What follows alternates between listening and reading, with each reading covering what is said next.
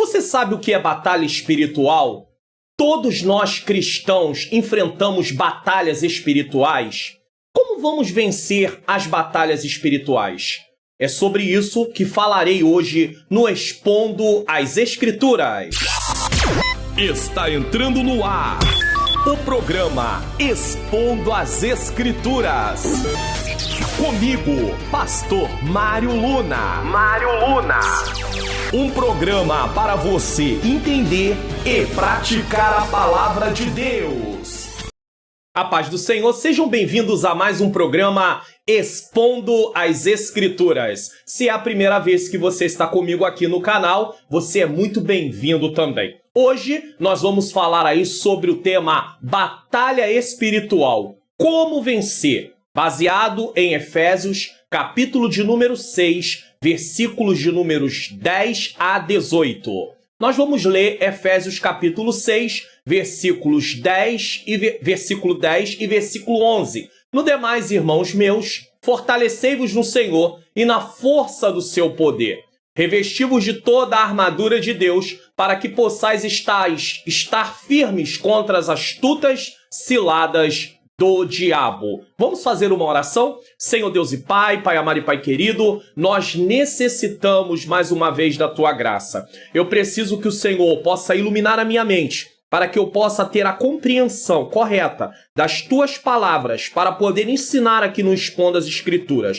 Ao mesmo tempo, ilumina a mente daqueles que estão assistindo, para que eles possam entender e juntos possamos praticar a Tua palavra em nome de Jesus. Aqui no Expondo as Escrituras, a minha intenção é ler o texto, é explicar o texto e é aplicar as verdades contidas no texto que estamos estudando, que estamos falando aqui no Expondo as Escrituras, para as nossas vidas. Através do Expondo as Escrituras, você tem a possibilidade também de ver como é feita uma exposição bíblica. A leitura do texto, como é explicada a parte do texto. Então, aos poucos, você vai aprendendo também a como entender a palavra de Deus. Claro, sempre pedindo a Deus que ilumine a sua mente para que o Espírito Santo lhe dê compreensão da revelação que já está dada na palavra do Senhor Jesus Cristo.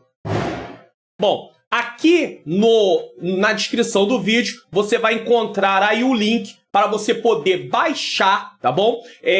O resumo desse Expondo as Escrituras. Então, fique à vontade aí, você pode clicar no link, você baixa na descrição, clica no link, vai ser levado para o meu site. E no meu site, você vai poder baixar a página lá e lá embaixo você vai poder clicar e baixar o resumo em nome do Senhor Jesus Cristo.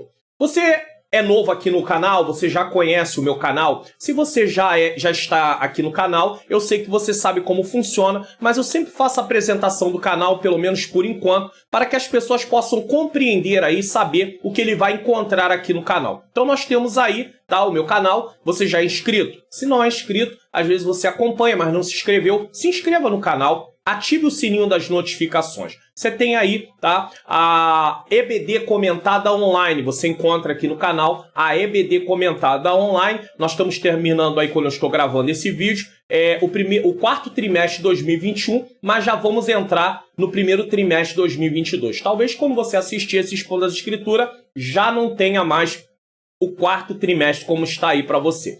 Eu tenho aí a supremacia das Escrituras, é sobre isso que vamos estudar no primeiro trimestre de 2022. A autoridade da Bíblia, a inspiração da Bíblia, a inerrância da Bíblia. Tem também o Expondo as Escrituras na primeira carta de Pedro, tem o Expondo as Escrituras no livro de Salmos e também tenho aí o Expondo as Escrituras em partes variadas da Bíblia nesse caso. Então você tem aí uma possibilidade grande de poder aí aprender sobre a palavra de Deus e também compartilhar lá na sua rede social para que outras pessoas possam ser edificadas. Então você está aí com o Expondo as Escrituras, a EBD Comentada Online. O link está aí na descrição do vídeo. Vamos lá, introdução do nosso Expondo as Escrituras hoje aqui. Todo cristão está dentro de uma batalha espiritual. Você sabia disso?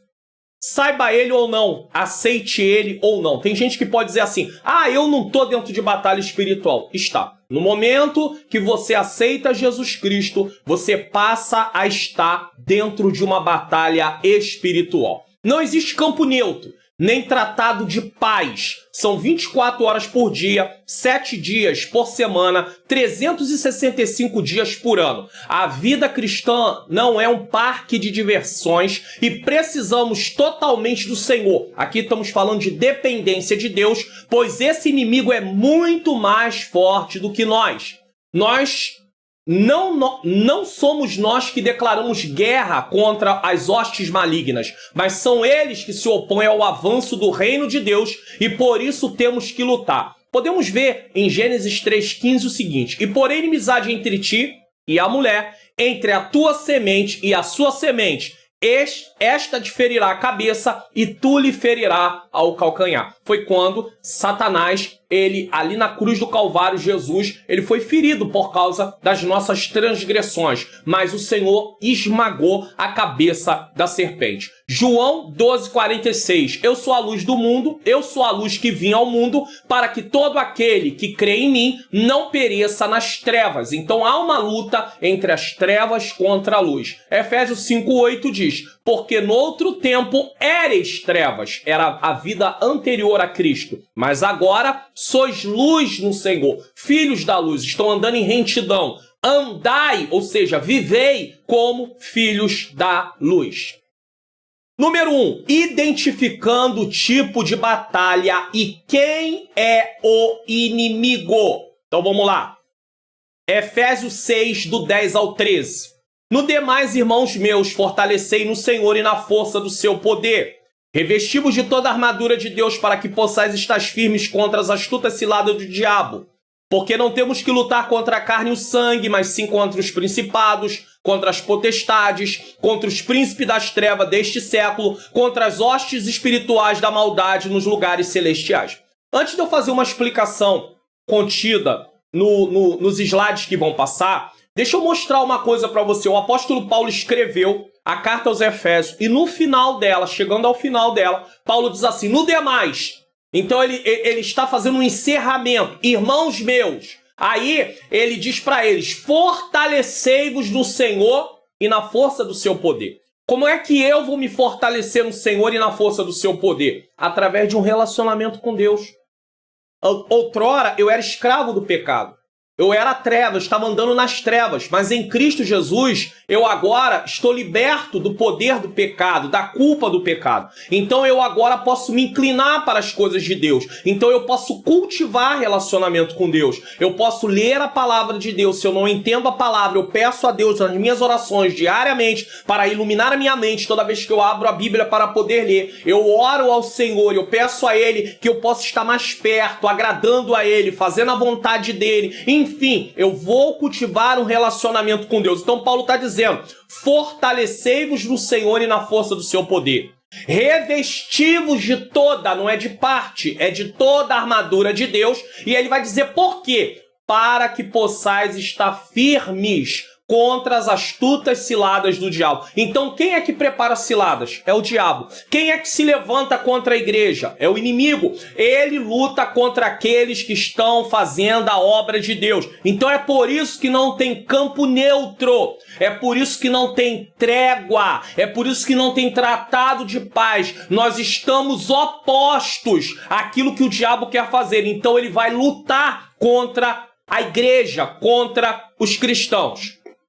Porque não temos, aí Paulo vai mostrar com quem não é a nossa luta. Porque não temos que lutar contra carne e sangue, não é contra ser humano, mas sim contra os principados, contra as potestades, contra os príncipes das trevas deste século, contra as hostes espirituais da maldade nos lugares celestiais. Paulo diz isso. Então vamos lá. Portanto, tomai toda a armadura de Deus para que possais resistir no dia mal e, havendo feito tudo, ficar firme. Então nós precisamos de toda a armadura de Deus para poder resistir aos ataques. E depois que nós resistimos, nós permanecermos firmes. Não é apenas resistir e se acomodar. Não, nós precisamos continuar alertas. Então vamos lá. Como cristão, enfrentamos 3 inimigos, identificando o tipo de batalha e quem é o inimigo. Então vamos lá. Como cristãos, enfrentamos 3 inimigos. Quem são eles? O mundo, a carne e o diabo. Efésios 2, 1 a 3 diz assim: e vos vivificou estando vós mortos em ofensas e pecados. O que significa isso? Quando Adão e Eva pecam contra Deus, eles tiveram morte em 3 aspectos. Morte espiritual, foi a primeira coisa que eles experimentaram. Viria a morte física e depois da morte física, para quem parte sem Cristo, a morte eterna, que vai haver naquele grande dia, aonde todos estarão ali diante do tribunal de Deus, o julgamento final, e eles serão lançados no lago que arde com fogo e enxofre, a segunda morte. Então nós estávamos mortos, mas em Cristo recebemos vida, em que noutro tempo andaste segundo o curso deste mundo, olha o mundo aí, segundo o príncipe da potestade do ar, olha o diabo aí, do espírito que agora opera nos filhos da desobediência. Então mortos em ofensas e pecados, tá falando da carne, e que noutro tempo andaste segundo o curso desse mundo, tá falando do sistema do mundo, não da criação. Segundo o príncipe da potestade do ar, tá falando do diabo. Então nós temos 3 inimigos que nós enfrentamos, entre os quais todos nós também antes andávamos nos desejos da nossa carne, fazendo a vontade da carne, dos pensamentos, e éramos por natureza filhos da ira como os outros também. Por que uma pessoa é filho da ira? Porque ela está alienada de Deus, longe de Deus, não reconhece Jesus como Senhor e Salvador da sua vida. Antes de Jesus essa era a nossa condição, mas em Jesus essa não é mais a nossa condição. O mundo refere-se ao sistema ao nosso redor que se opõe a Deus e satisfaz a concupiscência da carne, desejos da carne, a concupiscência dos olhos e a soberba da vida. 1 João 2, 15 a 17. Uma sociedade sem Deus. Essa é uma definição simples do que vem a ser mundo. Um exemplo de sociedade injusta vemos nos dias de Ló. Então entenda uma coisa, eu vou falar já sobre Ló. Mundo aqui não é mundo criação, não é a natureza. Mundo aqui não tem a ver com o ser humano. Mundo aqui tem a ver com o sistema, com a rotina, com hábitos que pessoas têm sem Deus, andando na contramão da vontade de Deus. E influenciadas por quem? Por Satanás, porque o pecado entrou no mundo por causa da tentação que Satanás fez com o primeiro casal, derrubando o primeiro casal. Então o pecado entra. Então nós podemos ver que sistema, por trás desse sistema quem está? Satanás. 2 Pedro 2, 6 e 7 diz: mais tarde condenou as cidades de Sodoma e Gomorra e as transformou em montes de cinza, como exemplo do que acontecerá aos perversos. Olha como vai ser o fim. Pedro diz que a cidade de Sodoma e de Gomorra é uma amostra do que Deus fará com aqueles que não reconhecerem Jesus como Senhor e Salvador. 7. Em contrapartida, resgatou Ló. Esse resgate de Ló simboliza também o resgate de todos aqueles que vêm para Cristo. Pode ser feito como uma comparação. Pedro está fazendo uma comparação. Assim como Deus destruiu Sodoma e Gomorra por causa da injustiça deles praticarem tudo aquilo que era desagradável a Deus, assim será para os perversos. Porém, assim como Deus resgatou a Ló, ele também resgatará um povo chamado igreja, tirando de Sodoma, por ser ele um homem justo, afligido com a vergonhosa imoralidade dos perversos ao seu redor. Então nós, como cristãos, nós vivemos numa situação muito difícil, porque nós estamos no mundo, criação, e ao mesmo tempo também estamos diante do mundo sistema, mas não podemos viver de acordo com o mundo sistema. Então nos sentimos afligidos como Ló. Mas naquele grande dia, no momento que nós partimos dessa terra ou Jesus vier buscar a sua igreja, essa aflição toda vai acabar. E é sobre isso que Pedro está falando. Então nós vemos que nós não podemos nos comportar como a sociedade do mundo se comporta.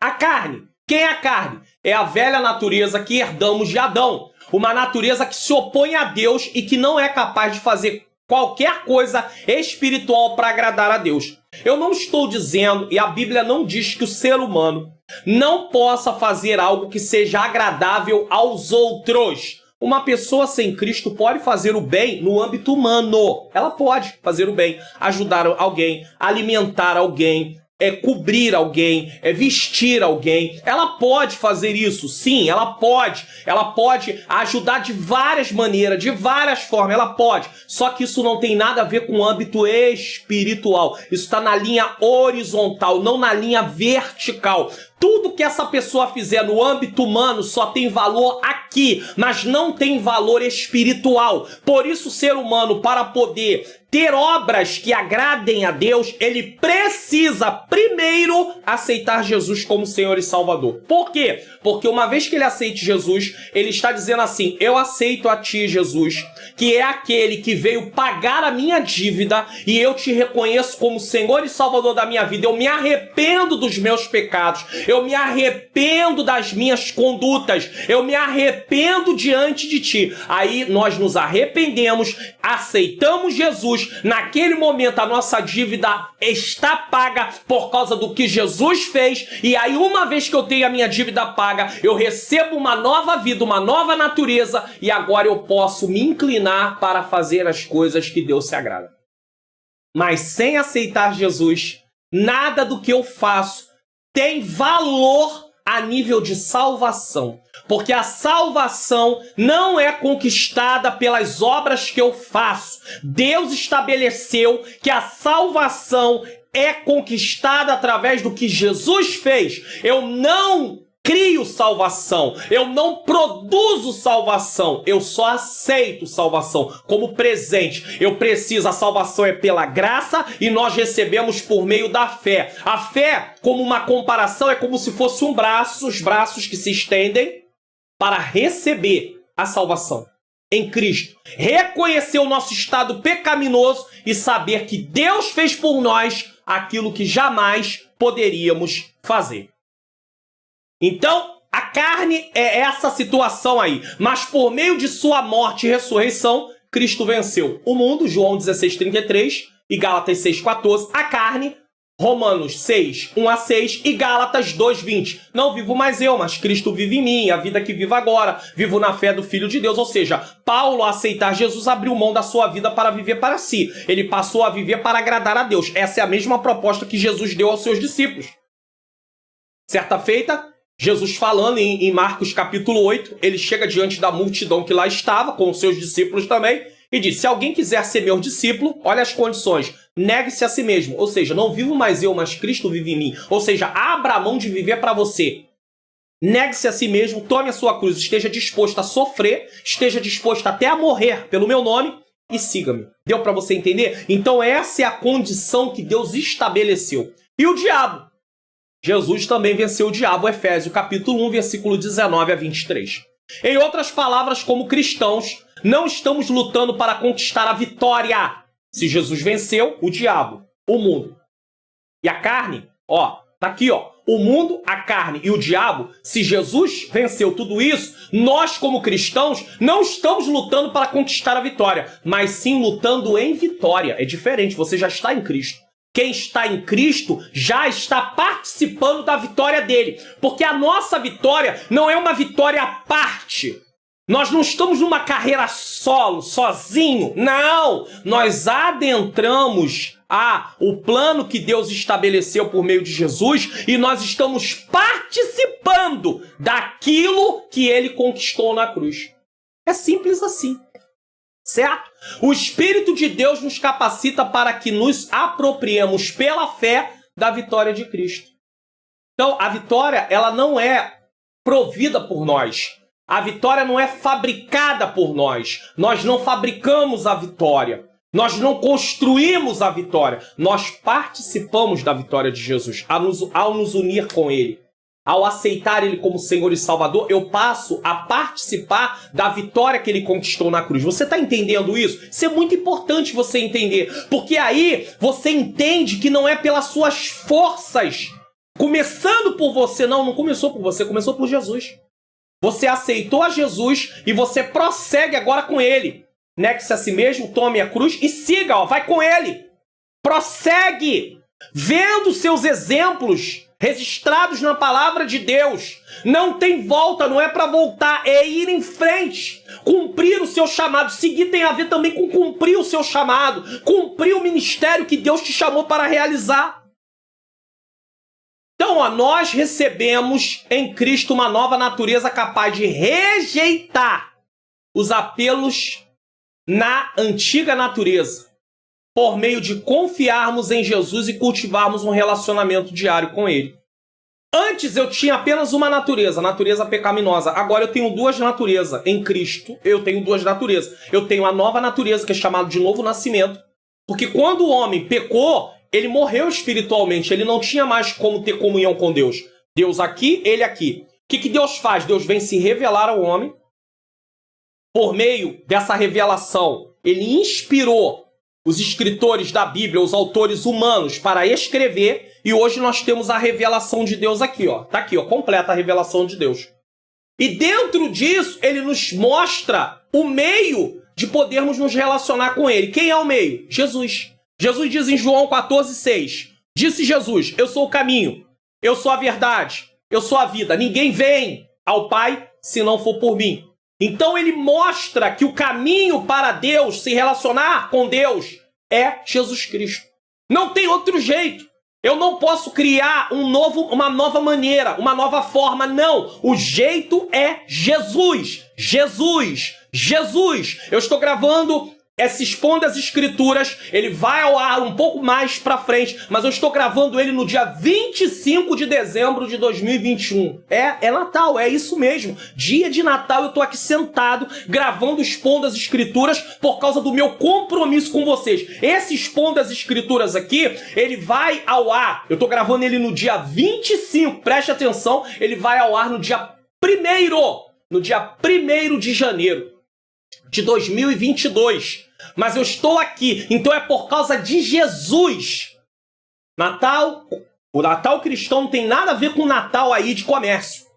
O Natal feito, comemorado pelos homens no normal, não. Natal, nós relembramos mais uma vez que Jesus Cristo nasceu. E foi através do nascimento, da vida, da morte, da ressurreição, que nós estamos aqui. E é por causa do que Jesus fez que eu estou aqui em Cristo e ensinando, pregando a palavra dele, fazendo uma exposição bíblica do que realmente é. Então, Jesus Cristo, nós recebemos uma nova natureza. E essa nova natureza, ela tem condição, através dessa nova natureza, eu tenho condição de rejeitar a minha antiga natureza tentando me influenciar. Porque agora ela não está mais me dominando, ela tenta apenas me influenciar. Pastor, mas como é que eu vou conseguir lidar com isso? Tendo relacionamento com Deus. Porque duas naturezas. Vamos lá. Nova natureza, antiga natureza. Você se inclina mais a fazer coisas para a nova, que tem a ver com a nova natureza ou com a antiga natureza?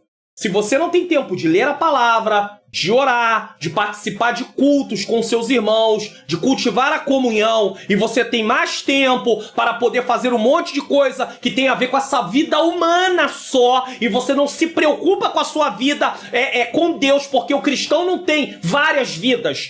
O cristão tem a vida cristã com várias áreas. Ele tem uma vida cristã. A partir do momento que ele aceita Jesus, a vida cristã é uma só. E essa vida tem várias áreas. Ele não tem uma vida toda compartimentada. Ele tem uma vida só com várias áreas. Como uma casa é uma casa com vários cômodos. Assim é a vida cristã. Uma vida cristã com várias áreas. Você tem a área do teu trabalho, você tem a área do seu lazer, você tem a área dos seus estudos, de repente uma faculdade, você que é mais jovem, ensino fundamental, ensino médio, você tem outras áreas ali na sua vida, mas é apenas vida cristã. E toda a vida cristã sua, todas as áreas da sua vida precisa ser regida em Cristo. Então, você tem uma nova natureza e você vai se comportar de acordo com isso. No trabalho, na faculdade, na escola, no lazer, no templo. Você não serve a Deus apenas no templo. Você não tem uma vida religiosa e uma vida secular. Cristão não tem vida secular. O cristão tem uma vida cristã apenas. Agora ele tem o seu dia a dia, mas o seu dia a dia tem a ver com Cristo também. Quem é o inimigo? Se nós temos um inimigo, nós falamos de 3 inimigos. Falamos da carne, falamos do mundo, mas não falamos do diabo ainda propriamente dito. Então quem é o inimigo? Se não soubermos quem é o inimigo, onde ele está e o que é capaz de fazer, teremos dificuldade em derrotá-lo. Por que eu vou ter dificuldade em derrotar? Porque eu não sei quem é o inimigo. Quem é o inimigo? Eu não sei. Deus nos instruiu sobre o inimigo não apenas em Efésios 6, mas ao longo de toda a Bíblia, de modo que não há motivos para sermos pegos de surpresa. Basta observarmos a história de muitos homens e mulheres na Bíblia e veremos eles enfrentando batalhas espirituais e muitos cedendo à tentação. Desde Gênesis, você vai lendo relatos da palavra de Deus, você vai vendo o homem tendo problemas, lutando contra a sua própria natureza, sendo influenciado pelo inimigo, cedendo à tentação, porque o diabo, ele não cria nada. O diabo, ele se aproveita de algo que já está em nós, uma vez que nós somos agora, temos a natureza pecaminosa, somos pecadores. Então o diabo, ele não cria nada. Ele vai observar você, ele vai te estudar, tá? Ele e os demônios, ele é um demônio, mas ele está como o principal dos demônios, eles vão te estudar e vão verificar quais são, vão detectar quais são as suas fraquezas, por causa da natureza pecaminosa. O que você é mais inclinado? Existem pessoas que são mais inclinadas ao amor ao dinheiro.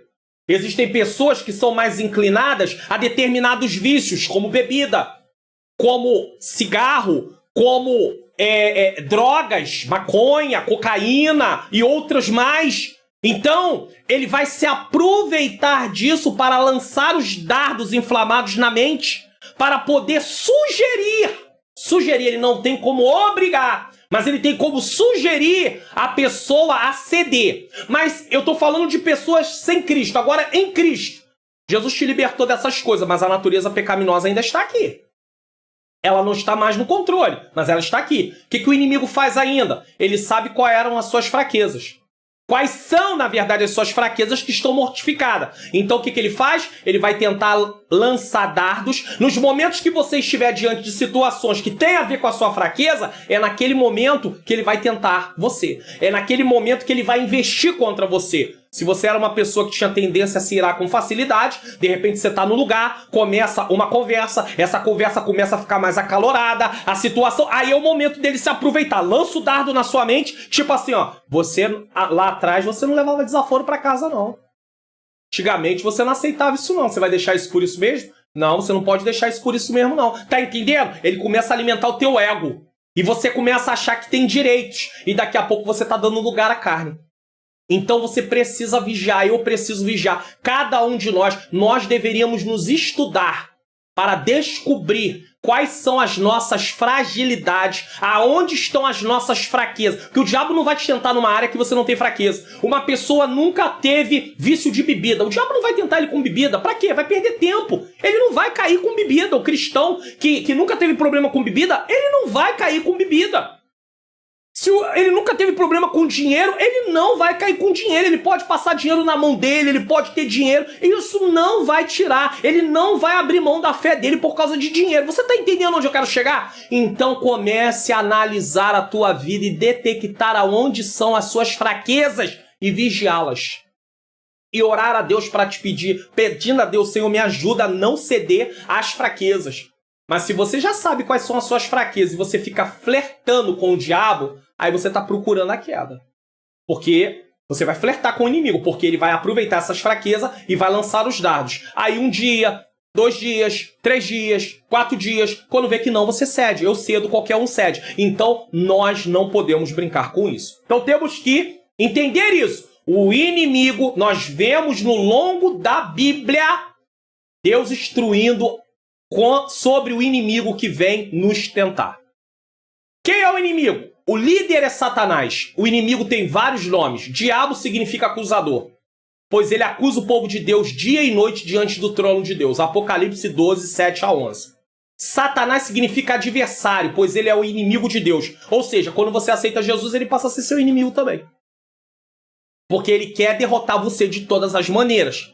Ah, mas quem não tem Cristo, ele também não é. Ele também é, mas acontece que ali a pessoa está fazendo a vontade dele. Em que sentido? Ele está dentro da desobediência, ele está alienado de Deus, ele não tem comunhão com Deus. Então o diabo sabe que o caminho que ele está seguindo, o final, vai ser morte eterna. O diabo vai usar aquela pessoa no mundo, tá? Mas ele não vai diretamente se levantar para se opor, e sim para usá-la. Agora, em Cristo, ele vai se opor. Ele se opõe a tudo que tem a ver com Deus. Também é chamado de tentador, Mateus 4:3. Aí tem vários nomes dele. Homicida e mentiroso. Jesus chamou ele de homicida e mentiroso. Foi Jesus que chamou. João 8:44. É comparado a um leão. 1 Pedro. Comparado, ele não é leão. 1 Pedro 5:8. É uma serpente. Gênesis 3:1. Apocalipse 12:9. E há um anjo de luz. Ele se disfarça. 2 Coríntios 11, 13 a 15, sendo também dominado, o Deus denominado Deus desse século, porque ele cega o entendimento das pessoas, para não compreenderem, não resplandecer à luz do Evangelho. 2 Coríntios capítulo 4, versículo 4. Você está entendendo? Ele pode se disfarçar como um anjo de luz, ele pode tentar mentir ali, tentar inverter, tentar mascarar a palavra de Deus e dar ela trocada, torcida para uma pessoa, para que ela acredite que ela está fazendo o que é certo. Mas não é só ele, tem ajudantes. Os ajudantes de Satanás, Paulo chama de principado e potestade, dominadores, forças espirituais do mal nas regiões celestes. Efésios 6:12. Entenda uma coisa aqui muito importante. No contexto que nós estamos aqui, principados, potestades, no contexto desse texto, principados, potestades, está falando diretamente de demônios. Mas pode acontecer em outro texto que potestades e principados pode estar falando de governos humanos, não falando de demônios. É importante entender isso, tá? Uma outra coisa também que eu queria destacar aqui, tá? Paulo chama de principado e potestade, dominadores, forças espirituais do mal nas regiões celestes. É muito comum as pessoas dizerem assim, Satanás, os demônios estão lá no inferno. O texto diz que eles estão nas regiões celestes. Ou seja, nós temos aqui a parte da terra, a atmosfera. Então Paulo fala sobre 3 camadas, né? Primeiro céu, né? Céu atmosférico, segundo céu, terceiro céu, o trono de Deus. É como se o segundo céu fosse essas regiões celestes. Então, os demônios não estão no lago que arde com fogo e enxofre. Não tem ninguém lá ainda. Está sem ninguém. Então, esse negócio de achar, os demônios estão no inferno. Outra coisa que as pessoas acreditam de forma errada. Quando houver o final e tiver lá, ou as pessoas que agora partem sem Cristo estão num lugar de tormento, tivesse lá demônios atormentando as pessoas com garfinho, isso tudo é mitologia grega. O próprio Satanás, quando for lançado no lago que arde com fogo e enxofre, ele também vai estar em tormento. Os demônios também estarão em tormento. Então eles não terão como atormentar ninguém, porque eles já estarão em tormento também. Então isso é uma fantasia que foi criada na cabeça das pessoas. E tem cristãos que pensam que lá no inferno está cheio de demônios, de diabos, onde estão espetando as pessoas com garfinho e outras coisas mais. Isso tudo é fantasia, mitologia grega. Os demônios estão nas regiões celestiais.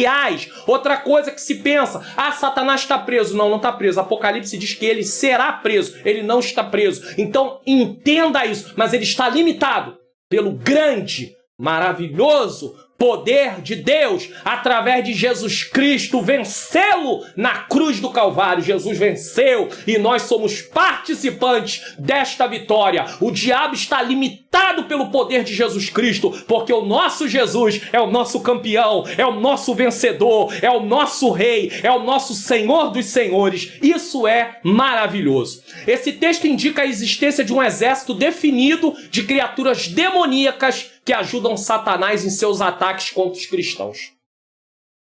Agora, nós temos a proteção do Senhor, Ele nos guarda. Mas nós temos a nossa parte, nós temos que cultivar relacionamento com Deus. Você está gostando do conteúdo desse vídeo? Então compartilhe na sua rede social, Facebook, status do WhatsApp, se inscreva no canal, ative o sininho das notificações e não esqueça de deixar o like primeiro, porque você às vezes assiste o vídeo e não deixa o like, e também deixar o comentário aí no vídeo, é importante, tá? Quem não é o inimigo? Nós já falamos quem é o inimigo. Falamos da carne, que é o inimigo que mais está nos influenciando. A carne porque tem a ver com a nossa natureza. Às vezes a gente pensa que o nosso maior inimigo é o diabo. Na verdade, o inimigo que a gente mais tem que lutar contra ele é a carne. Porque até o diabo ele tem que usar a natureza pecaminosa para tentar nos influenciar. Ele depende dessa natureza para nos influenciar. Então, nosso inimigo, carne, depois o mundo, o diabo também usa o sistema para tentar nos influenciar a nossa natureza pecaminosa, e depois o diabo, ou seja, os demônios. Quem não é o inimigo? Os seres humanos. Pastor, mas como assim? A gente vê pessoas se levantando uma contra a outra. Só que eles não são inimigo no sentido de nós nos opormos a eles, lutando contra eles. Preste atenção, ó. Por mais que as pessoas se oponham a nós, nos queiram mal, nos invejem, lutem contra nós, por detrás dela está a natureza pecaminosa. Primeiro ponto. Pastor, mas uma pessoa que aceitou Jesus, ele está deixando a natureza pecaminosa influenciar ele? Tá. Ele pode deixar a natureza pecaminosa, porque ela ainda está ali. E se ele não cultivar relacionamento com Deus, ele vai deixar a natureza pecaminosa influenciar ele. Então, por detrás dessas pessoas está a natureza pecaminosa, tendente a praticar coisas desagradáveis a Deus, e também o inimigo que influencia ele para fazer tais coisas. O diabo não obriga ninguém a fazer nada. Ele apenas sugere. Ele apenas lança os dardos, aproveitando a nossa inclinação para as coisas que são contrárias a Deus. Mesmo aqueles que já aceitaram Jesus, se não cultivar relacionamento com Deus, podem ser tentados. E vencidos. Tentados todos somos, mas vencidos, tá? Perdemos tempo lutando contra pessoas, quando deveríamos lutar contra o diabo. Você não pode gastar suas energias lutando contra pessoas, porque a nossa luta não é contra pessoas. Guarde isso. Perdemos tempo lutando contra pessoas, quando deveríamos lutar contra o diabo, que procura controlar os indivíduos e transformá-los em inimigos da obra de Deus. Então, todas as vezes que existem pessoas se opondo às coisas de Deus, o inimigo está por trás daquela situação. Então, você não tem que lutar contra a pessoa. Pastor, mas tem gente que se opõe a algumas coisas de Deus que estão dentro da igreja. Ela está dando lugar. Não é dito na palavra de Deus? Não dê lugar ao diabo. Nós não podemos dar lugar ao diabo. Do que o inimigo é capaz? Ele é um inimigo forte para nós sozinhos. E precisamos do poder de Deus para sermos capazes de enfrentá-lo. Tem cristãos que não estudam sobre isso. E aí diz, o diabo não é de nada. Ele está debaixo do... Não, do seu pé ele não está debaixo, não. Tinha até um corinho que cantava muito, um hino no passado cantava muito, debaixo do meu pé, debaixo do... O diabo não está debaixo do seu pé, não. Quem venceu ele foi Jesus, não você. Paulo deixa isso claro em uma das suas cartas, que ele será colocado. Mas no momento, não. No seu, não. No de Jesus. Nós estamos participando da vitória de Jesus, não nossa. Nós não temos esse poder. Cuidado com isso. Não devemos jamais subestimar a força do diabo, achar que ele é um fracote. Não é por acaso que ele é comparado como um leão e com um dragão. Ele é comparado com um leão e com um dragão. O livro de Jó mostra o que ele pode fazer com o corpo, pois colocou feridas em todo o corpo de Jó. Sabe quando você está passando por um momento muito difícil? Todo mundo já atravessou momentos assim, cristão, eu acredito. E aí você está passando por um momento muito difícil e você pensa que Deus se esqueceu de você. E aí você pensa assim, não, Deus me abandonou. Ele se esqueceu de mim. Você às vezes acha isso, né? Se Deus tivesse te abandonado, o inimigo acabaria com todos os cristãos rapidamente. Não há nenhum abandono. É um momento difícil, mas o Senhor continua. E o Senhor também não abandonou Jó. O Senhor apenas permitiu Satanás ir lá e tocar. Mas olha o que o diabo consegue fazer se ele tiver permissão. Pois colocou feridas em todo o corpo de Jó. O corpo de Jó ficou necrosado. Ele cheirava mal. pelas feridas que ele tinha. Ulá matou todos os filhos de Jó. As riquezas fez Jó perder tudo que tinha. Os amigos de uma pessoa, nem os amigos compreenderam o que Jó estava vivendo. Quero salientar duas coisas aqui. O diabo, no caso de Jó, tirou os bens que ele tinha, porque ele estava tentando fazer Jó blasfemar contra Deus pelo que ele estava perdendo. Mas há casos que o diabo, em vez de tomar a riqueza, ele dá a riqueza. Ele permite aquela pessoa ter bens, justamente para quê? Para que os bens iludam ela e ela não se volte para Deus. Então ele pode usar a riqueza tanto para poder arrancar, tirar a riqueza para poder abalar a fé, como ele pode também usar o dinheiro para poder fazer com que a pessoa não se lembre de Deus. E tem pessoas que amam o dinheiro como um Deus, e o próprio Evangelho fala sobre isso, o amor ao dinheiro. Paulo fala que o amor ao dinheiro é a raiz de todos os males. Então o diabo pode usar o dinheiro? Pode usar o dinheiro também. Não arrancando, e sim permitindo que aquela pessoa tenha. Olha como é complicado. E outra coisa que eu gostaria de salientar. Os amigos de Jó eram amigos, sim. Eles foram lá visitar Jó. O problema é que eles queriam explicar o inexplicável. Se nem Jó entendia o que estava acontecendo, imagine eles, que estavam do lado de fora da história. Além de forte, ele é também astuto e malicioso. E lutamos contra as ciladas do diabo. Você sabe que está no texto que nós lemos. Aqui as ciladas referem-se aos artifícios astuciosos, estratégia. O diabo é um estrategista. Ele não vai fazer um ataque sem antes planejar tudo. Ele não é ser humano, não, que não pensa, que age no impulso. O diabo não age assim, não. O diabo observa, vê os pontos fracos, estuda as possibilidades e tenta fazer ataques nos momentos precisos. Ataques precisos no momento certo. Cuidado. Não brinque com isso. Não é para você ter medo do diabo, mas é para você ter vigilância consigo mesmo, sabendo que ele vai explorar as suas fraquezas. Então fique alerta, fique atento. O cristão não pode se dar o luxo de lhe ignorar os desígnios. 2 Coríntios 2,11. Algumas pessoas são sagazes e cheias de ardis, que induzem ao erro. Efésios 4,14. Mas por trás delas se encontra o maior de todos os enganadores, Satanás. Elas são influenciadas por ele. Ele se faz passar por anjo de luz, 2 Coríntios 11,14. E procura cegar a mente humana para a verdade da palavra de Deus. O fato de Paulo usar o termo luta indica que estamos envolvidos em um confronto direto e que, portanto, não somos apenas espectadores de um jogo. Não adianta você achar, não, eu não quero me meter com nada porque eu não quero luta contra o inimigo. Não adianta, você é cristão, você já está no campo de batalha. Você já está enfrentando luta. Pastor, mas me explica uma coisa, por que existem pessoas... Talvez você queira saber isso, né?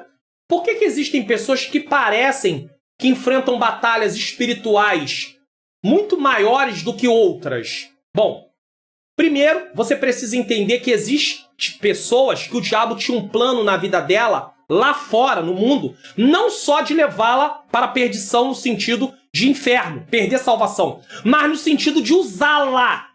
Essas pessoas, quando vêm para o evangelho, elas enfrentam batalhas maiores.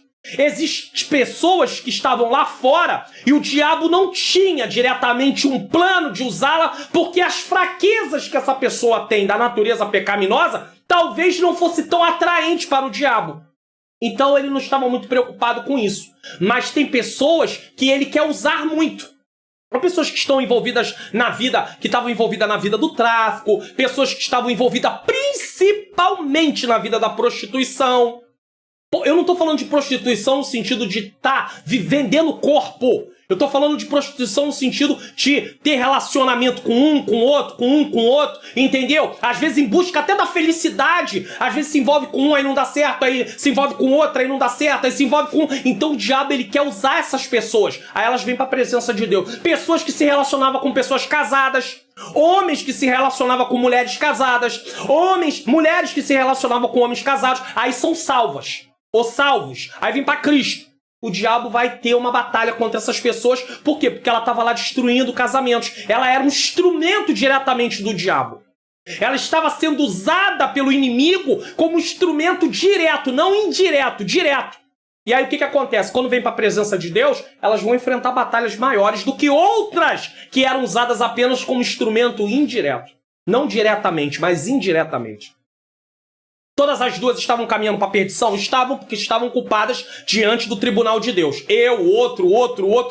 Todos estavam condenados. Porém, há aqueles que eram usados como instrumento direto do inimigo. Ele usava num ponto específico. Quando eu falo direto, eu não estou falando apenas de continuidade. Eu estou falando de ponto específico.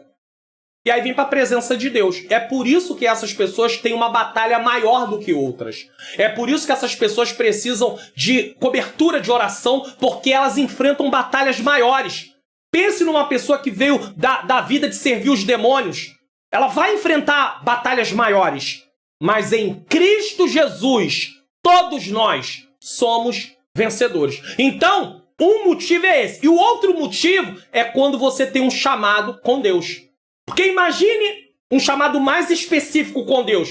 Porque dependendo do chamado que você tenha com Deus, e esse chamado esteja diretamente ligado a você estar ali desfazendo em nome de Jesus as obras do adversário, em nome de Jesus, não em seu nome, ele vai lutar contra você também. Agora, para pensar numa pessoa que o inimigo tinha um plano na vida dela lá fora, usava ela lá fora diretamente, e ela vem para a presença de Deus, e Deus tem um plano também na vida dela. O plano de Deus é o plano que vale, mas Deus quer usar ela. O diabo vai se levantar. Vai haver uma luta, uma batalha. Então é por isso que você vai pensar e vai verificar que parece que existem pessoas que a batalha espiritual na vida dele parece que não é tão grande como na vida de outros. É por causa do chamado e por causa também dos planos que o adversário tinha contra essa pessoa quando ela não servia ao Senhor. Satanás deseja usar o nosso inimigo externo, o mundo, bem como o nosso inimigo interno, a carne. Então ele usa o sistema, ele usa a nossa carne para nos derrotar. Suas armas e seu plano de batalha são terríveis. Identificando e usando as armas certas nessa batalha. Efésios 6, 14 a 18. A armadura de Deus é nossa arma contra o inimigo. Uma vez que lutamos contra inimigos na esfera espiritual, precisamos de equipamentos ofensivos, equipamentos de ataque, e defensivos, de defesa. Deus nos supriu com toda a armadura, não é parte, toda. O apóstolo Paulo tira ali, ele tem em mente mais ou menos a armadura do soldado romano, e aí ele traz isso como uma comparação, tá? Ele faz uma metáfora, para poder mostrar a armadura de Deus, espiritualmente falando. E não devemos deixar parte alguma de fora dessa armadura. Satanás sempre procura uma área desprotegida para usar como ponto de partida para seus ataques. Então, se nós temos uma parte que não tem a armadura, alguma parte da armadura, ele vai tentar atacar naquela parte. Efésios 4:27 diz, não deis lugar ao diabo. Como é que eu dou lugar ao diabo? Quando eu deixo de me fortalecer no Senhor e na força do seu poder. Me revestir com a armadura de Deus. A fé é essencial para usarmos essas armas. O cinto da verdade. Versículo 14, parte A. Estais, pois, firmes, tendo cingido os vossos lombos com o quê? Com a verdade. Satanás é um mentiroso. João 8,44. Mas o cristão cuja vida é controlada pela verdade o derrotará. O cinto mantinha unido as partes da armadura. Estou falando do soldado romano. Então você pensa, havia o cinto e ele segurava todas as outras partes da armadura. E a verdade é o elemento de integração na vida do cristão vitorioso. Um homem de integridade que tem a consciência limpa pode enfrentar o inimigo sem medo. Mas se você tem pecados ocultos, se você tem coisas não confessadas, o diabo vai sempre usar isso para te acusar e dizer, você não pode, você está errado, você está em pecado. A não ser que a mente dessa pessoa já esteja cauterizada. Então ele está na presença de Deus, mas está fazendo um monte de coisa errada, mas ele já não tem uma consciência, ele já não dá ouvido à consciência, porque a palavra cauterizada é que ele não tem mais sensibilidade de ouvir a consciência dele. Ele acha que tudo é natural. O cinto, como disse, né? Então ele pode enfrentar o inimigo sem medo. O cinto também segurava a espada. A menos que pratiquemos a verdade, não podemos usar a palavra da verdade. Como é que eu vou usar a palavra da verdade se eu não vivo na verdade? Se eu vivo na mentira? se eu tenho coisas ocultas na minha vida, se eu sou um cristão que eu penso que Deus não está vendo o que eu estou fazendo. Não adianta você se esconder dos homens. Ah, o pastor não pode descobrir. Ah, os obreiros não podem descobrir. Ah, a igreja não pode descobrir. Ah, meu marido não pode descobrir. Ah, a esposa não pode descobrir. De repente você pensa assim, você é alguém que pensa assim. Só que Deus já descobriu. Ele já viu tudo. E aí, como vai ser? Vai confessar ou vai levar isso para frente? Vai dar problema. Uma vez que a mentira entra na vida do cristão, tudo começa a se desintegrar, desfazer. Por mais de 1 ano, o rei Davi mentiu sobre seu pecado com Betseba. Ele escondeu. E nada deu certo. Os Salmos 32 e 51 falam do preço que ele teve que pagar. E o preço ainda veio depois, quando ele foi repreendido. E ele passou por uma série de coisas por causa desse pecado. Traição dentro de casa, filhos, lar todo desestruturado. A coisa ficou terrível na casa de Davi. Segunda coisa, a primeira é lombos cingidos com a verdade. Segundo, a couraça da justiça. Vestida a couraça da justiça. Essa parte da armadura feita de placas ou de cadeias de metal cobria a parte posterior e anterior do corpo. Frente e costas, tá? Do pescoço até a cintura. Então vai até embaixo, pescoço até embaixo. 2 Coríntios 5:21. E sua vida justa no Senhor. Efésios 4:22. Então o que isso simboliza? Simboliza a justificação do cristão em Cristo. 2 Coríntios 5:21. E sua vida justa no Senhor. Ele é justificado. Eu fui justificado em Cristo. Então, através do que Jesus fez, eu fui justificado. Eu não estou mais culpado no tribunal de Deus. Uma vez que eu sou justificado em Cristo, eu preciso viver uma vida justa. Então eu vivo me inclinando para as coisas de Deus. Por isso que é dito pelo próprio Jesus, buscai primeiramente o reino de Deus. O que é o reino de Deus? O governo de Deus e a sua justiça. Se eu já fui justificado em Cristo, agora eu vou viver uma vida justa. Se eu não fui justificado, eu preciso me voltar e aceitar Jesus para ser justificado e viver uma vida justa. Satanás é acusador, mas não pode acusar o cristão que está vivendo corretamente no Espírito. O diabo tentou acusar Jó, mas a acusação do diabo diante de Jó era mentirosa. O que o diabo estava falando sobre Jó era mentira. Ele disse que Jó servia a Deus por interesse e que Deus subornava Jó com as coisas para ter o servo dele. Então Deus permite Jó ser tentado, tá? Jó estava ao mesmo tempo sendo provado e tentado, porque Deus estava permitindo. Mas quando o diabo entrou na situação, era tentação, porque o diabo queria destruir a fé de Jó. Agora Deus permite Jó ser provado para que a fé de Jó fosse o quê? Aprimorada. E isso aconteceu, porque no final ele diz, eu te conhecia de ouvir falar, mas agora os meus olhos te veem. Ou seja, houve um relacionamento mais íntimo nesse momento. Só que o diabo, ele queria, através do que ele estava fazendo, fazer com que a fé de Jó negasse a sua fé.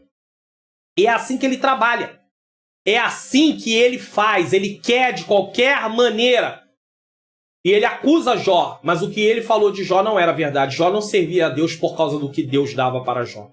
E Deus não tinha Jó como servo por causa do que estava sendo dado. Tá? O tipo de vida que levamos ou nos fortalecerá de modo a resistirmos aos ataques de Satanás ou dará espaço para que ele nos derrote. 2 Coríntios 6, do 1 ao 10. Não dê lugar ao diabo. Já viu quando alguém diz assim, irmão, você está dando legalidade. O que é dar legalidade ao diabo? É praticar coisas que ele agrada. Então você está dando força para que ele possa te atacar mais ainda. Você está dando espaço para que ele possa te atacar mais ainda. Quando você faz coisas que são contra aquilo que Deus quer, você está dando legalidade. Porque uma vez que você faz isso, você abre um espaço na sua vida para o diabo atuar. E você não pode fazer isso, eu não posso fazer isso. Entendeu? As sandálias do evangelho e calçar os pés na preparação do evangelho da paz. Os soldados romanos usavam sandálias com cravos na sola.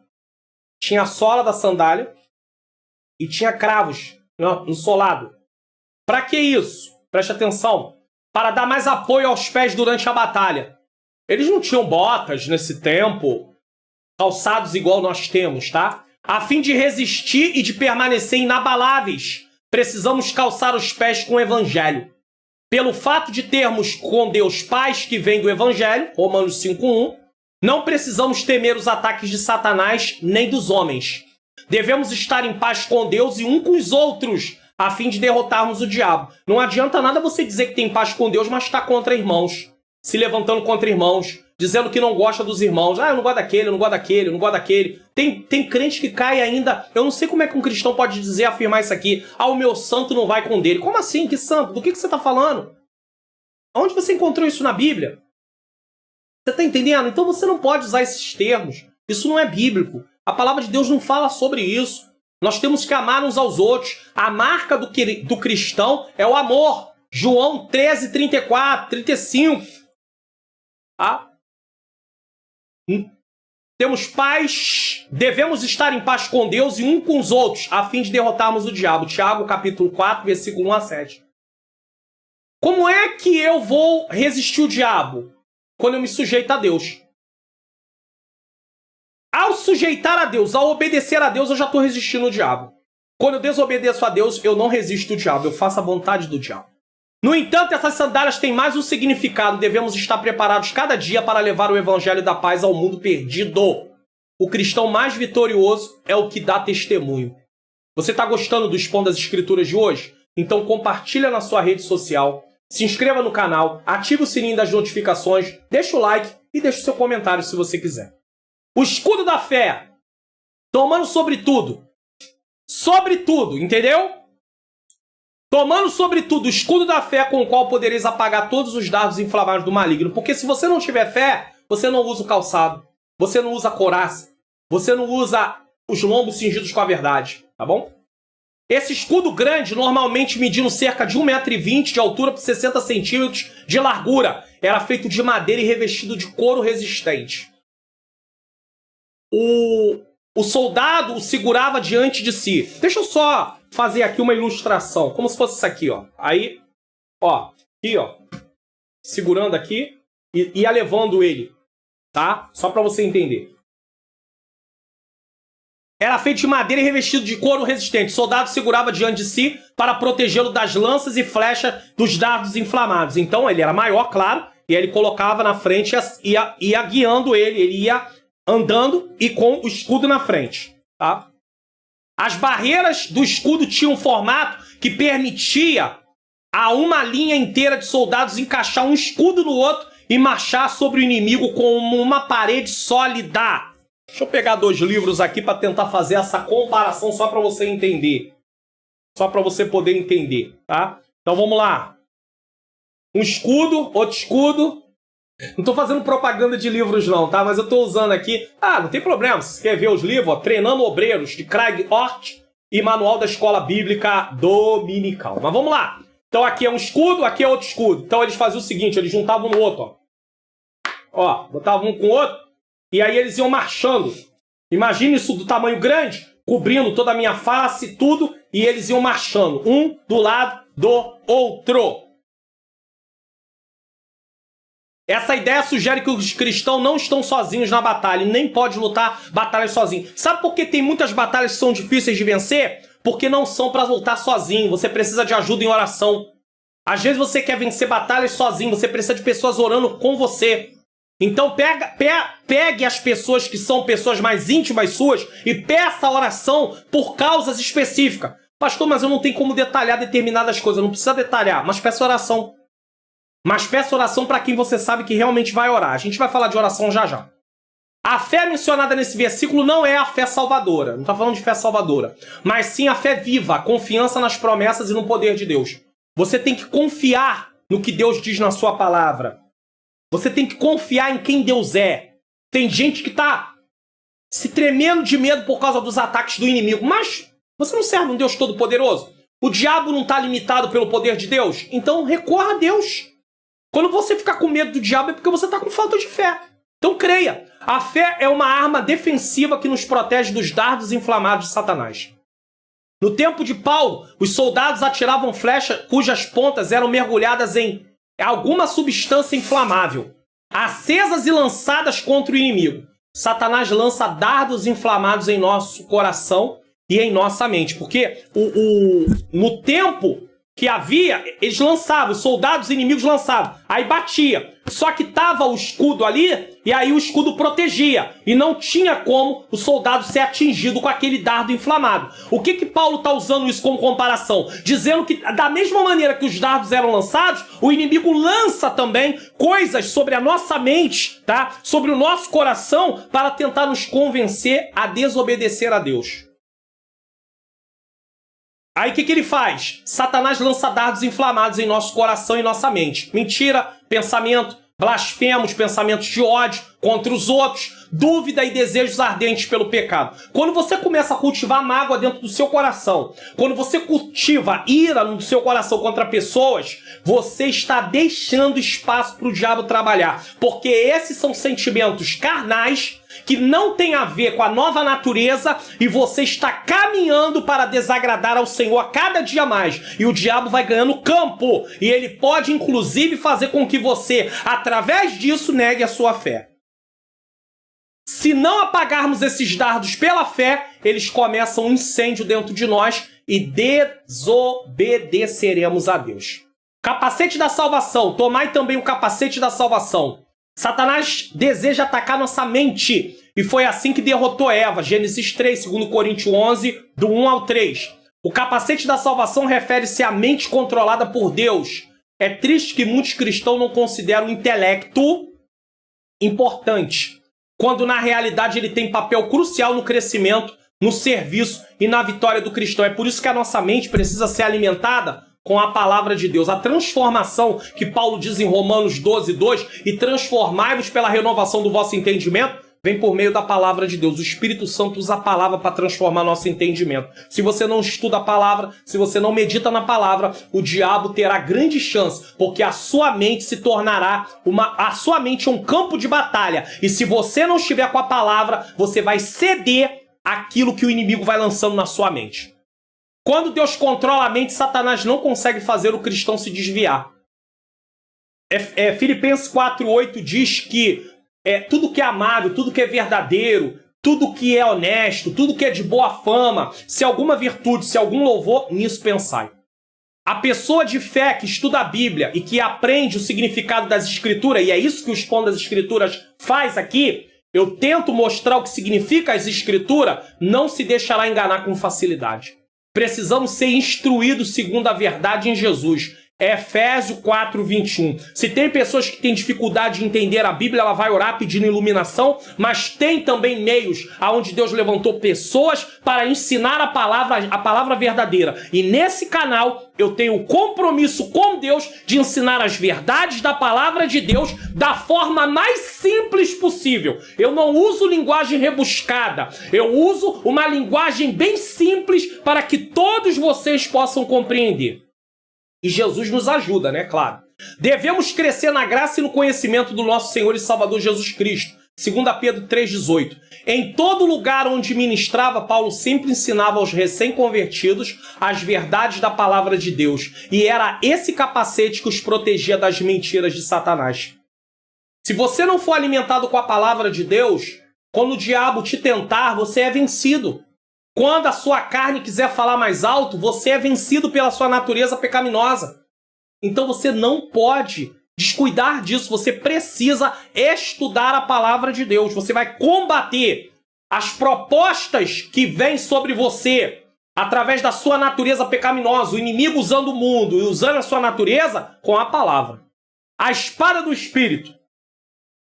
E a espada do Espírito que é a palavra de Deus. Essa espada é a arma ofensiva que Deus nos dá. O soldado romano usava embainhada em seu cinto uma espada curta, não era uma espada longa, para combates corpo a corpo. Hebreus 4:12 compara a palavra de Deus a uma espada, pois é afiada e capaz de penetrar o seu interior da mesma forma como a espada material transpassa o corpo.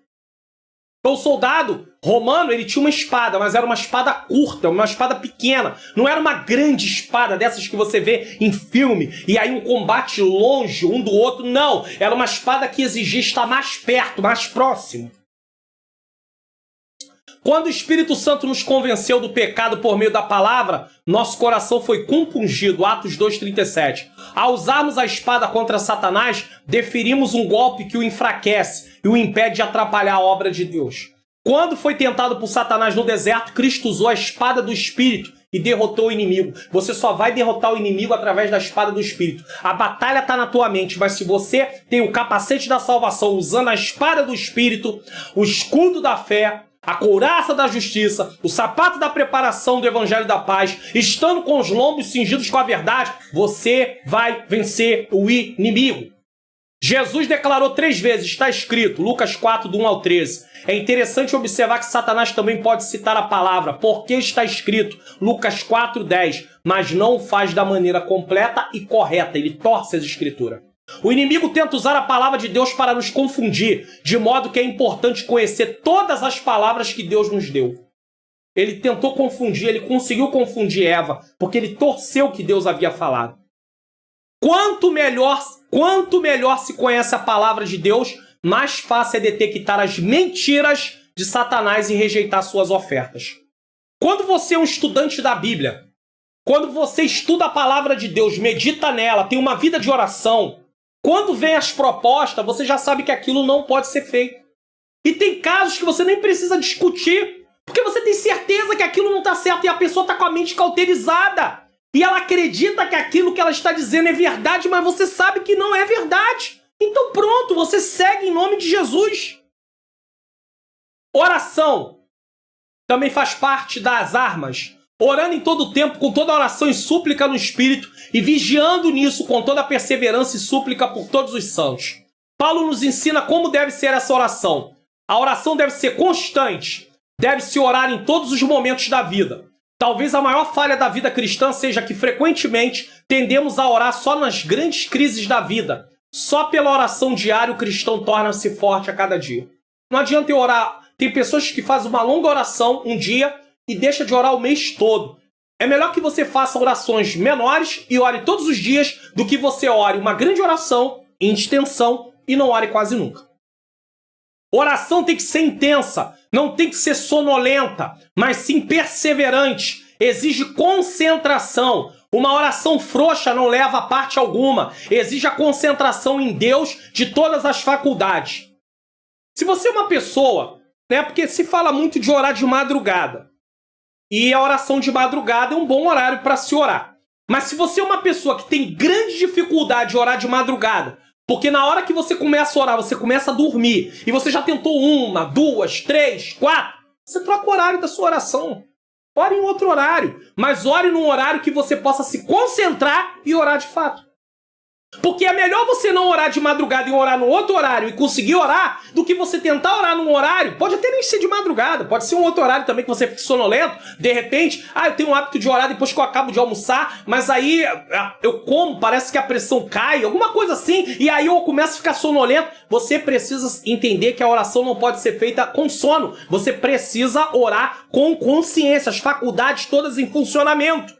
Eu não estou dizendo para você deixar de orar de madrugada, eu não estou dizendo que você não deve orar de madrugada, eu estou mostrando para você que você tem que orar no momento que você consiga estar ali, porque senão você vai fazer uma coisa como um formalismo, fazendo por fazer, aí bate no peito, eu oro todo dia de madrugada, mas orar que é bom nada, porque você não consegue nem orar, você nem sabe o que, você começa a orar daqui a pouco, você nem sabe o que você estava falando, nem sabe o que estava pedindo, toda hora está se perdendo. Então pode ser uma batalha para você não orar? Pode. Mas se isso já faz parte, você já tentou várias vezes, então muda o horário. Quem sabe isso possa te ajudar. Oração não deve ser egoísta. Deve abranger a todo o povo consagrado de Deus. Os judeus diziam que o homem se una em suas orações com a comunidade. Através da oração nós nos unimos também. Existe a oração coletiva e existe a oração individual. Quando vamos para o templo, fazemos orações coletivas. Quando estamos em casa, fazemos orações individuais, mas que também são coletivas no sentido de pedirmos por outros. Penso que frequentemente oramos por nós mesmos e muito pouco por outros. Devemos aprender a orar tanto e tão intensamente pelos outros e por nós. Oração precisa ser vigilante. Talvez nesse ponto aqui de orar por nós e pelos outros, existe um outro problema. Existem pessoas que dizem assim, irmão, você tem que começar a orar pelos outros, porque enquanto você está orando pelos outros, Deus está abençoando a sua vida. Só que preste atenção, uma pessoa está debaixo de grande conflito espiritual. Se ela começa a orar pelos outros, ela não tem nem força para orar. Ela nem vai ter força para orar, na verdade, nem pelos outros, nem por ninguém, nem por ela. Então, ela precisa também orar por ela. Então, ela não vai fazer uma oração só por ela, mas há momentos que ela precisa começar a oração por ela, não tem jeito. Nós não vamos criar aí algo metódico. Sempre vou começar a orar pelos outros. Nunca por mim, ou sempre por mim, não pelos outros. Nós fazemos uma oração também dirigida pelo próprio Espírito de Deus. Um dia eu posso começar a orar de uma forma, outro dia eu posso começar a orar por outro caminho e eu vou orar. Entenda isso. Então não existe esse negócio de engessar a oração e dizer que sempre tem que começar pelos outros ou sempre começar por você. Porque uma pessoa que está mais ou menos vacilante, ela começa a orar por ela. Porque se ela não orar por ela, ela não vai orar por ninguém, tá? A oração precisa ser vigilante. Vigiar significa manter-se alerta. A união de vigiar e orar aparece com frequência na Bíblia. Quando Neemias estava restaurando os muros de Jerusalém e o inimigo tentava impedi-lo de realizar essa obra, Neemias derrotou os adversários vigiando e orando. É claro que era uma vigilância, que ele estava vigiando literalmente ali, vigiando e orando, estando pedindo a Deus em mente. Mas você não pode só orar e não vigiar, porque vem o ataque e você cede. Então você tem que estar em oração, mas estar em vigilância. Porém, nós oramos ao nosso Deus e com proteção pusemos guarda contra eles. Neemias 4:9. Vigiar e orar é o segredo para vencer o mundo, Marcos 13:33, a carne, Marcos 14:38 e o diabo, Efésios 6:18. Você gostou do conteúdo desse vídeo? Então, compartilha. Dá um like, comente, se inscreva no canal e ative o sininho das notificações. Conclusão do Expondo as Escrituras de hoje. Lições que aprendemos. Você compreendeu que todo cristão está em uma batalha espiritual? Não existe campo neutro. Você sabe de fato com quem devemos lutar e como esse inimigo age? Você tem que conhecer a astuta cilada do adversário. Fique observando na Bíblia que você vai ver como ele atua, como ele age. Você vê no seu dia a dia, você vai perceber também. E você vai conseguir ficar alerta quando alguma coisa estiver em curso para tentar te levar a ceder à tentação. Você tem se revestido da armadura de Deus? Lombos cingidos com a verdade? Couraça da justiça? Sapatos da preparação do evangelho da paz? Escudo da fé? Capacete da salvação? Espada do Espírito? E a oração e a vigilância? Reflexões, é hora de refletir e tomar atitudes. Entenda, estamos em uma batalha e só venceremos se nos revestirmos diariamente das armas que Deus colocou à nossa disposição. Você está disposto a buscar ou a continuar buscando esse revestimento de poder? Saiba, em Cristo, somos vencedores. Então viva uma vida como um vencedor. Então viva como um vencedor. Nós não temos uma vitória à parte de Cristo. Nós estamos como vencedores por causa de Cristo. Então a nossa vitória não é apoiada na nossa força, é apoiada naquilo que Jesus fez. E através do que Jesus fez, eu tenho força para buscar revestimento da armadura de Deus, ficar firme, prosseguir, vem outra tentação, ficar firme, prosseguir, para que naquele grande dia, ou partindo, ou ele vindo buscar a igreja, eu esteja com ele, né, eternamente. Partindo, que eu digo, partir dessa vida, esperando ele vir buscar a igreja, tá? Eu esteja com ele eternamente. Que o Senhor continue nos dando a sua graça. Vamos fazer uma oração? Senhor Deus e Pai, eu quero te agradecer por mais um Expondo as Escrituras. Mais uma vez, o Senhor nos permitiu estar aqui. Ainda que hoje, Senhor, seja o dia 25 de dezembro de 2021, gravando esse vídeo para ir ao ar no dia 1º de janeiro de 2022, Senhor, eu quero te louvar. Porque nós estamos fazendo a obra não para, Senhor, a obra continua, mas graças eu te dou por isso, que o Senhor nos dê, Pai querido, condição de praticar o que aprendemos, porque, como eu já ouvi, batalha espiritual é coisa séria. Precisamos, Senhor, estar atentos para as batalhas que nós enfrentamos e que o Senhor nos dê força para vencermos em nome de Jesus. Que o Senhor abençoe a sua vida e abençoe a sua família. Tô deixando aqui a playlist com mais Expondo as Escrituras. Assista outros vídeos também com a EBD comentada online. Tu és uma bênção. Obrigado mais uma vez por participar do programa Expondo as Escrituras e até o próximo programa, se assim o Senhor nos permitir.